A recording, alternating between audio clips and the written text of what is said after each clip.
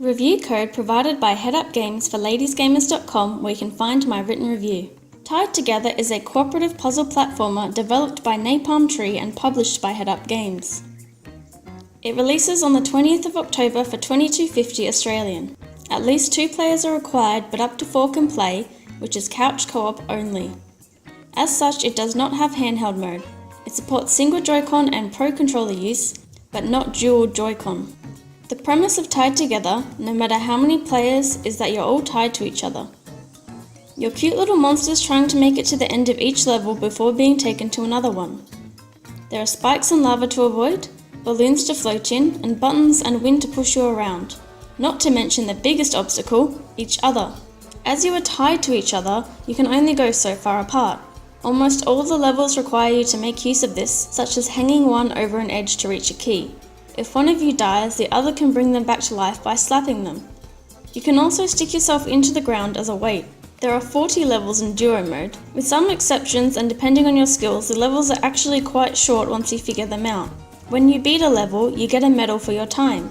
These are pretty strict, relying on you having beaten the puzzle once to know what to do, making it a matter of execution. There are also 25 levels that need at least 3 but can have 4 players. We found these to be easier than duo mode for the most part.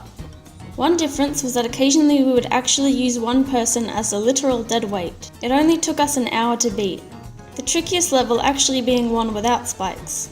Also, when you fail a level, your positions in the line together will change, so make sure to pay attention to that. Since there's a limited tutorial, a few ways the game worked were hard to understand. While we learned grounding sideways could cause us to slip, sometimes after grounding a bit our monster would turn red and burst out, but other times they wouldn't, and we're not sure if that's due to the weight or time held. The controls occasionally felt not right as some spots felt slippery, though we're not sure if it's the game or the Joy-Cons. We were still able to beat it despite that.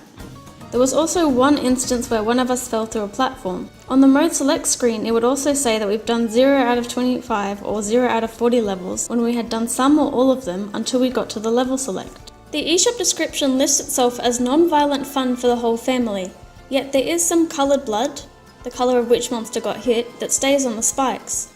Though the deaths can be fixed with a hit from a friend and everyone dying just restarts the level, that however is the extent of anything someone could contest to not being family friendly.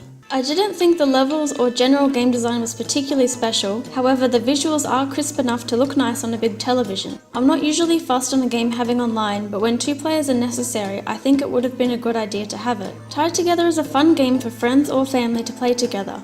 I do wish there were more levels for 3 or more players. It's quite a short game, only a few hours. Normally I'm not fussed about the price of a game, but there are games with a similar price range on the eShop with a lot more content. However, most of those aren't co-op games, and if you want something short and fun to play with others, Tied Together is a good game. I give Tied Together a 6 out of 10.